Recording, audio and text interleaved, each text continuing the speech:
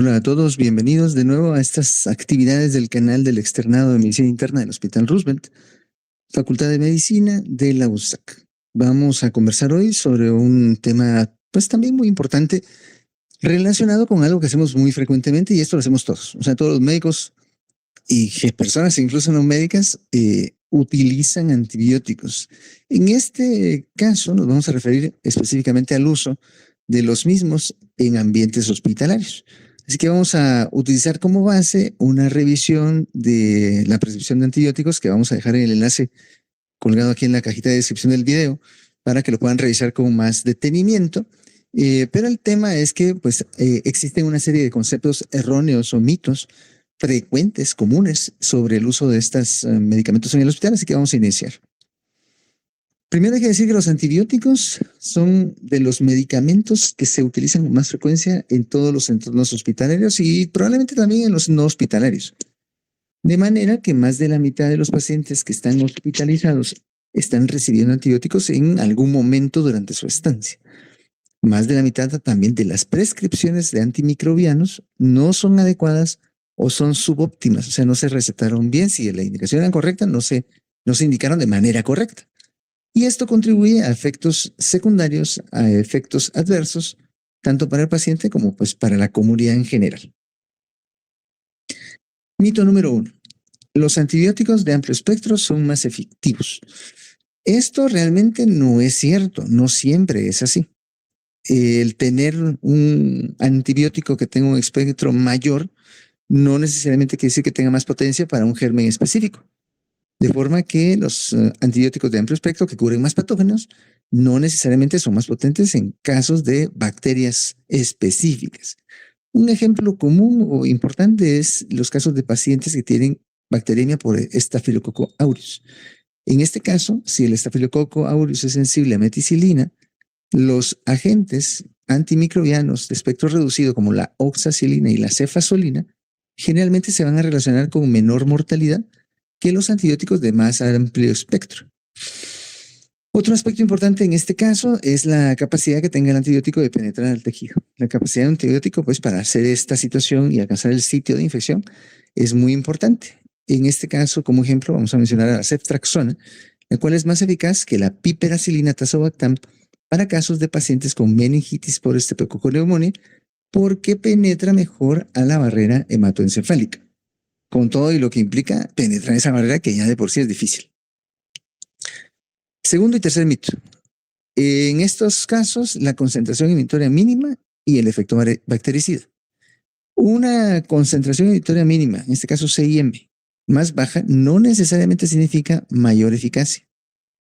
Los valores de CIM no pueden compararse directamente entre diferentes clases de antibióticos. Los puntos de corte, en este caso, para poder interpretarlo de manera correcta, dependen del sitio de la muestra y están basados en estudios clínicos de farmacodinamia y de farmacokinética. El efecto bactericida contra el bacteriostático.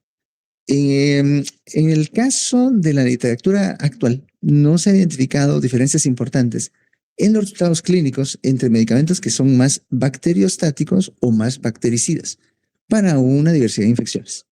En este caso, la cidalidad, o sea, el hecho de poder matar a una bacteria, a un microorganismo, con un agente bacteriostático depende de la dosis del antibiótico y la respuesta del paciente mismo, o sea, del paciente inmune del huésped, del hospedero.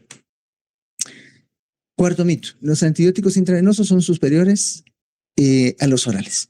Esto no necesariamente es cierto. Hay antibióticos que tienen una alta biodisponibilidad oral y que de esta forma pueden considerarse igualmente eficaces para pues, tratar a los pacientes que tienen temas de problemas de absorción gastrointestinal, toda vez sea normal. O sea, en pacientes que tienen uso de antibióticos intravenosos, si el paciente mismo tiene una absorción gastrointestinal normal, no habría diferencia en estarlo por vía oral o vía intravenosa.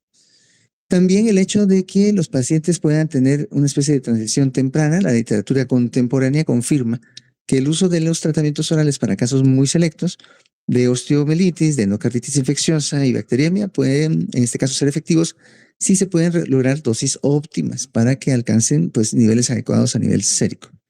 Y las terapias orales, por lo general, van a reducir el riesgo de algunas complicaciones, por ejemplo, flebitis, trombosis o infecciones del torrente sanguíneo que se puedan asociar a las líneas intravenosas. Quinto mito: los cursos de tratamiento con antibióticos más prolongados van a prevenir las recaídas. Históricamente, y esto debo confesar que pues yo formé parte de esa historia, ¿verdad? Se creía que prolongar la duración de los antimicrobianos podía prevenir la recaída en los casos de infección y también asimismo el desarrollo de resistencia antimicrobiana. Sin embargo, en muchas recomendaciones tradicionales, entre comillas, sobre la duración de estos esquemas de antibiótico, pues se ha logrado establecer que pues, su evidencia es limitada y realmente nunca se cuestiona. Por cada día adicional de terapia antimicrobiana se asocia con un aumento del 4% de los efectos adversos de los medicamentos. En la actualidad, si un paciente, por ejemplo, tiene un cuadro de neumonía adquirida en la comunidad, no tiene factores de riesgo, es un germen sensible y el paciente pues tiene una buena respuesta clínica, uno podría usar un curso corto de 5 a 7 días de antibiótico. En casos igual de celulitis no complicada, hasta 7 días, o en casos de bacteriemia por gram negativo, 7 días también, no como era antes que se daban de 10 a 14 días. Esto no necesariamente entonces va a ser cierto, depende del contexto del paciente. El sexto y el séptimo mito: la fiebre y la respuesta clínica. La presencia de fiebre aislada no necesariamente sugiere infección a pie puntillas, o sea, de plano no es patognomónica. En este caso, uno debería de pues ver la respuesta clínica del paciente, ya que más del 25% de los pacientes hospitalizados pueden tener fiebre sin tener una causa infecciosa. O sea, 1 de cada 4 pacientes con fiebre en el hospital no tienen infección o causa de esa fiebre. El tiempo para antibióticos. Este axioma de empezar los antibióticos de forma muy temprana, en el tiempo menor de 1 hora, también se ha puesto pues en duda y está siendo retado ese concepto. Hay muchos estudios que no necesariamente muestran un beneficio mayor en cuanto a mortalidad al administrar antibióticos dentro de la primera hora versus 3 horas. El punto es que no vamos a tardar un día tampoco en empezar antibióticos en casos severos, por ejemplo, meningitis. Hay que empezar rápido. Y el tema de la respuesta clínica. Una respuesta clínica rápida dentro de las primeras 24 horas de la administración de los antibióticos pocas veces se puede atribuir al efecto del antimicrobiano. Generalmente esas mejorías van a tardar un poco más de tiempo, 48, 72 horas. Tampoco un mes, ¿verdad? Hay que esperar unas 48 horas, 72 horas para ver la respuesta y si no mejora el paciente, pues ya reevaluar y cambiar la terapéutica. Pero si yo le puse la dosis y ya en la noche está súper bien, pues probablemente no sea la respuesta debida al antibiótico que utilice. Los últimos mitos. Mito 8. El control de la fuente es primordial. En este caso, el uso de antibióticos para tratar infecciones sin abordar factores que promuevan la infección continua no va a terminar pues curando al paciente. Por ejemplo, el drenaje de los abscesos o eliminar algún dispositivo que esté infectado son críticos. Por ejemplo, una sonda urinaria o un catéter que sea pues, contaminado e infectado. Entonces, aquí sí es importante quitar los dispositivos extras. Entonces hay que ir a la fuente. La prevención de infecciones nosocomiales, de manera contraintuitiva, el uso restrictivo de antimicrobianos podría pues, considerarse que previene infecciones en pacientes hospitalizados. Pero fuera de la profilaxis perioperatoria, en los casos que tengan indicación, los antibacterianos pocas veces van a ser eficaces o efectivos para prevenir infecciones. O sea, no hay que intuir que de plano, porque pues para que no se infecte le voy a dar antibiótico de cajón, no sé, como que fuera una receta de cocina.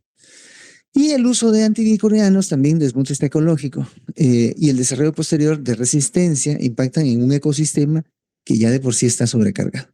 Los riesgos asociados al uso de antimicrobianos, antibacterianos, se comparten también con la comunidad y no afectan solo al paciente, sino afectan a su familia, afectan a la comunidad, afectan al hospital, a todo el sistema hospitalario, para afectar los perfiles de resistencia y de sensibilidad de las bacterias, de los microorganismos. Termino con esta frase que pues se atribuye al señor Alexander Fleming, que como todos ustedes saben, pues fue el descubridor de la penicilina, y él pues planteaba que la penicilina pues cura a los hombres, pero es la prudencia la que ayuda a salvar a la humanidad.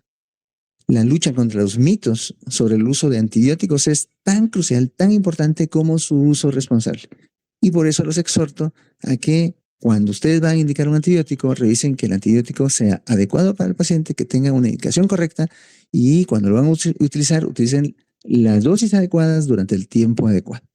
Con esto concluyo y espero pues que esta actividad sea de utilidad y también los invito a una próxima ocasión cuando discutiremos otro tema de importancia y relevancia médica. Hasta pronto.